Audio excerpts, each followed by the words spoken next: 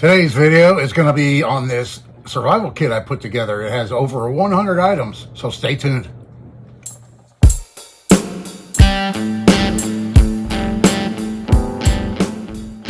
Hey everybody, and thanks for coming back for another video. In this one here, I want to show you this survival kit I put together. Now, I've been working on this for years, adding to it, taking out.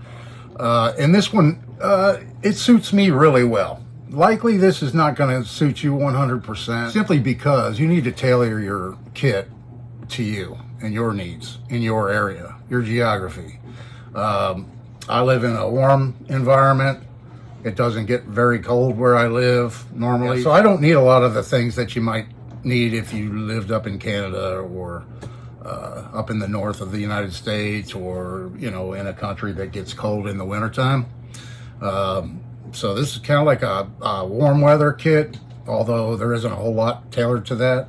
There's a lot more things I could put in here, but let me reposition the camera a little bit and I'll show you the content. So we'll start off. This is Outdoor Products is the brand, and it's a shatterproof polycarbonate waterproof case with latches. When you undo the latches here, it has a nice rubber O-ring here, a seal around the lip to keep the moisture out. And I haven't had any issues with this leaking at all or getting any kind of moisture in it and everything. Yeah, so this case measures 7 by 3.5 by about 6 1/4 inches. And I have over 100 items in here, individual items. But there's room. I could put more in there as needed. That's just what I have in there now. And I was just working on this a little bit and made a few modifications to it. So I thought I'd do a video and show you guys. So start off in the lid right here. I have just taped to the lid is a survival card. It's a plastic multi-page. This is pretty old. I'm not sure how old, but it's pretty old. But everything on it still applies. International emergency signals. It has wild edibles, first aid, hunting, shelter building, food, just a multitude of things. Yeah, it's very fine print, so it contains a whole lot of information. I tried to find these online and I couldn't find them. This company here predates. Oh, here it is. It's got the date, 1976. That's how old this is. But it's survival cards out of Bloomington, Indiana. I'm not sure if they're still in business, but you can hunt around and find, or you can just go online and find some of this information, print it, laminate it, stick it in your kit. Nice to have. Got a piece of aluminum foil. This is heavy, extra heavy aluminum foil. It's about 1.5 by 1.5 feet. So, perfect for, making a little pot out of it, cooking vessel, whatever, signaling, all the things you can use aluminum foil for. Now, this isn't going to be a video where I'm explaining how to use survival gear and everything. This is just showing you my kit and what I decided to put in it, and maybe some of the reasons of why, I put these items in this kit. Right here we have a pencil that has red and blue lead in it with about 4 feet of duct tape wrapped around it. And then there's a little pad of paper to kind of go with the pencil. And that's right there on top, so you can just grab it real easy. Here's a little small fixed blade knife. Now, I made this many years, decades ago, I'll say. And made a number of these, but this one here, for whatever reason, I kept it. But it is a handy size. I call it a finger knife, just because you really hold it. You don't hold it really with your whole hand, just your fingers. And this one has a carbon steel blade, a 1095 carbon blade, so it's really easy to resharpen in the field. Nice little leather case for it, and it's very thin on purpose. It's just a Plasti Dip handle. That Plasti Dip stuff you can get in the cans. And it has some multi-dips of Plasti Dip on it to give it a nice non-slip rubber grip. in a little case. So you could just slip this right in your pocket. I didn't make any way to hang it. You could also, you know, put a piece of cordage here and hang it around your neck if you wanted to, or you could slip it in your pocket real easy. It's real thin and very handy little knife. This is one of those cheap, it's actually just part of one. I found it at a thrift store. One of those cheap, this is Ozark Trail, sold by Walmart. Oh, I should say this case, I bought this at Walmart years ago, and I'm not sure if Walmart still sells them, but I did find one on Amazon, and here's a shot of that right now.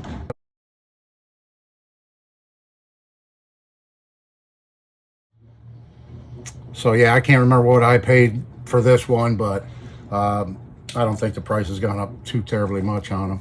But this is just one of those camp knives. I believe it had another section that slipped on here that contained the fork and the other stuff, but I found this at a thrift store for like $1, so I grabbed it.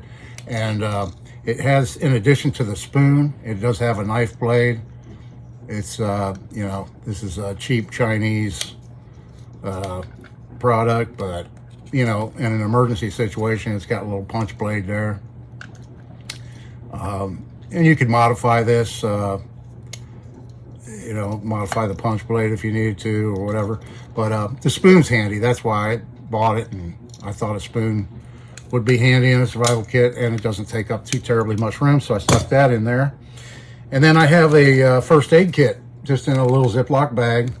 I won't pull it out and show you all the contents, but you put it whatever you need in your first aid kit. You know, if you have special medications you take, you know, you make sure you have some of that in there, pain relievers, whatever. In here I have antibiotic ointment, sting relief, hydrocortisone, some Band-Aids, you know, stuff like that is what I have in mind. So there's that. This is the fishing kit. I'll go through that later here. I have 3 sticks of fatwood and plastic, and you know, fatwood for fire starting. That's fantastic stuff. Here's one of those little magic towels. I'm not sure. This one grows to 12-inch square, 30 centimeters by 30 centimeters when you add water. You know, once you use this, you'll never be able to get it this compact again. But third hand, it's, you know, always handy to have a towel. So there's a towel in there. In my kit, I have a slingshot that I made, a more compact model, and some ammunition in a little bag. I have BBs and some lead balls, and they fit nicely in this little compact slingshot that I made. And I keep that in this kit. And we have a little secrets box here, and I marked on it the contents, but I'll just open it up and show you what we have. So first off, we have a little bag of potassium permanganate, and that would be the scientific symbol for potassium permanganate. And for water purification and even fire starting if you happen to have some glycol or antifreeze, whatever, laying around. We have a little wooden block with some very heavy cordage. This is actually fishing line, but it's I'm not sure what the test of this stuff is, but it's super strong. It's a braided nylon, and I've got quite a bit of on this little block of wood. So this is really good for shelter building. In addition to using fishing line, but I do have fishing line in my fishing kit, so I keep this separate because it has so many other uses, it being such strong line.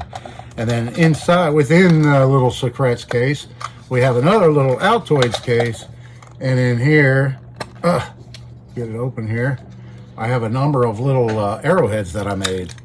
There's 7 of them. I gotta be careful I don't cut myself, but there's 7 of them. They're all the same.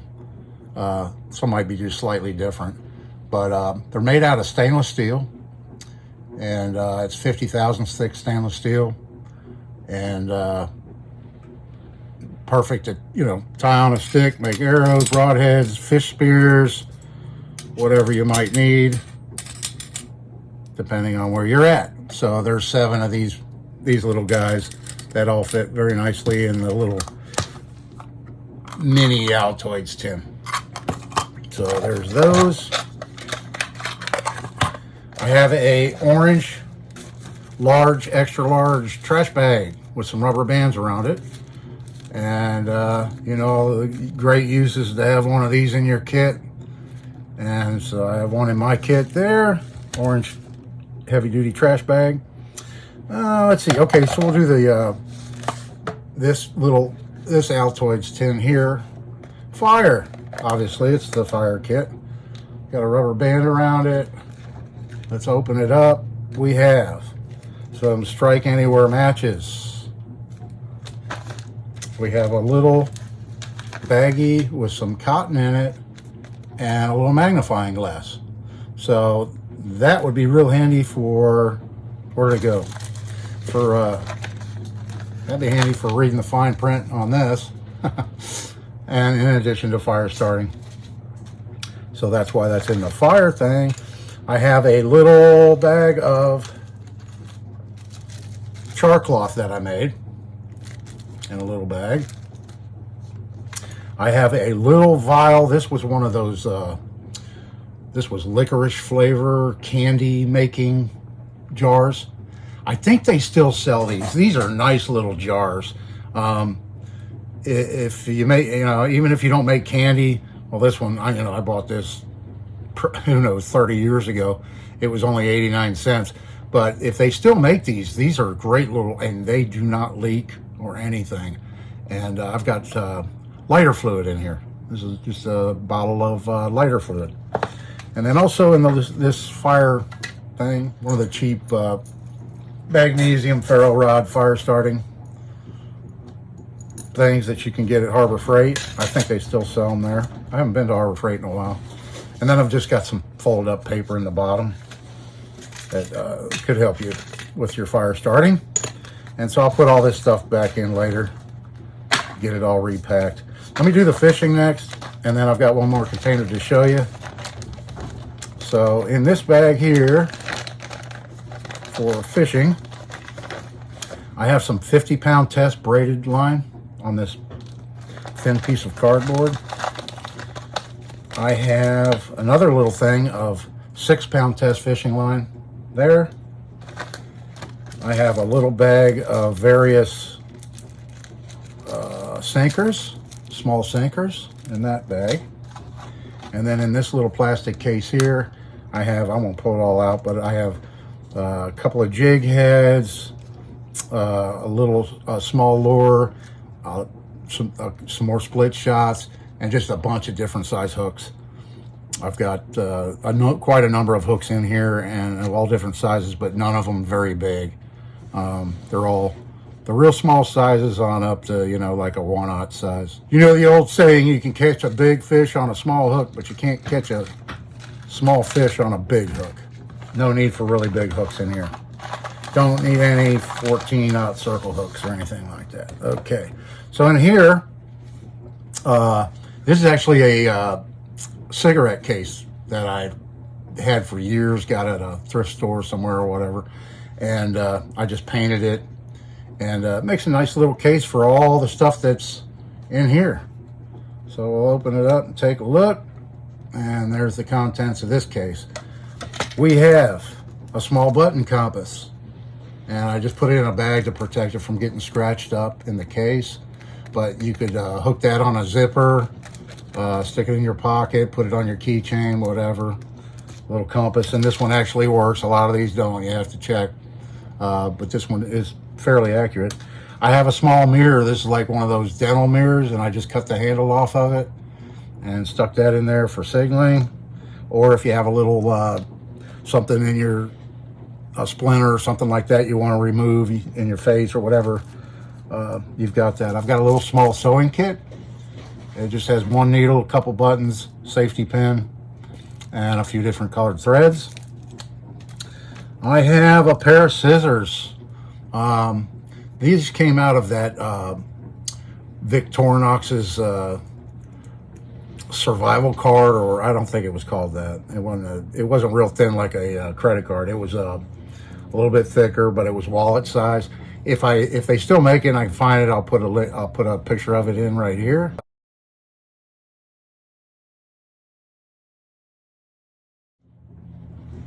yeah, so that's where that came from. They have really nice scissors. Their scissors hold a really good edge.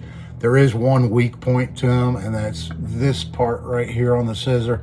If you get really rough with it, it could snap off right there. I've had that happen before, but otherwise, I'm very pleased with Victorinox's scissors and all their products. And this came out of that. This little knife blade here also came out of there, slipped into that little plastic case. We have a hot glue stick. You get a fire going and you glue some stuff together. There's one stick. This I cut from a 10-inch stick, and I cut it just to fit in this case, which is about 4 1/4 inches long worth of hot glue in there. I've got a little ceramic rod with wire. So the wire you use for building snare traps, shelter building, that kind of thing. And then of course the ceramic rod for sharpening all your little Sharpies, like this one. Here's a little stainless steel one. The only carbon knife I have is in this kit is this one. Everything else is stainless steel. And this is another one of those little finger knives. It's super thin. You can see how it doesn't take up any room at all in this little case. But it's a nice little piece of 420C stainless steel little finger knife, And if you want to, you could tie this on the end of a stick and, use it for other purposes. But that's that. And then I've got 4 candles, little wax candles.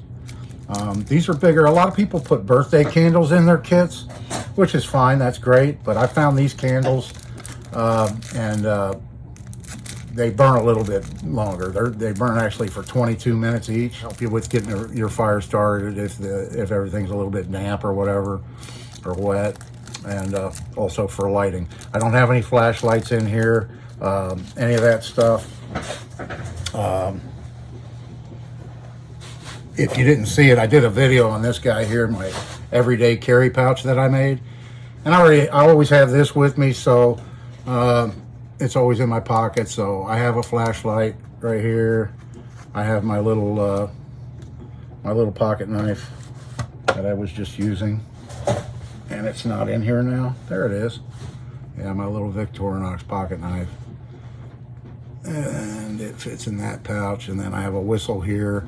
And then I have a pen I made, and paper, and spare keys, and a glasses wipe, and chapstick, and all that kind of just fits in the top there in this little pouch. I made a video on this if you haven't seen it. Appreciate it if you go back and check that out. Now, like I said, this kit is not for everybody. This kit here is for me, and it's what works for me. You can go out and spend $2,000 on a survival kit if you wanted to. I think that's a little excessive, but none of the contents will do you any good if you don't know how to use them.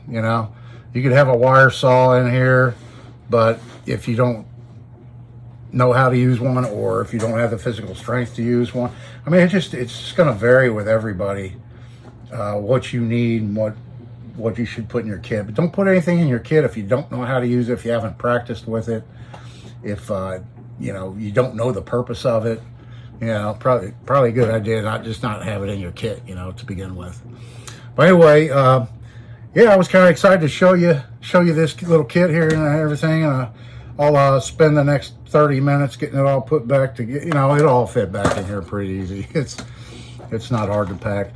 But yeah, I hope you enjoyed the video, and come on back for the next one. This is Dave.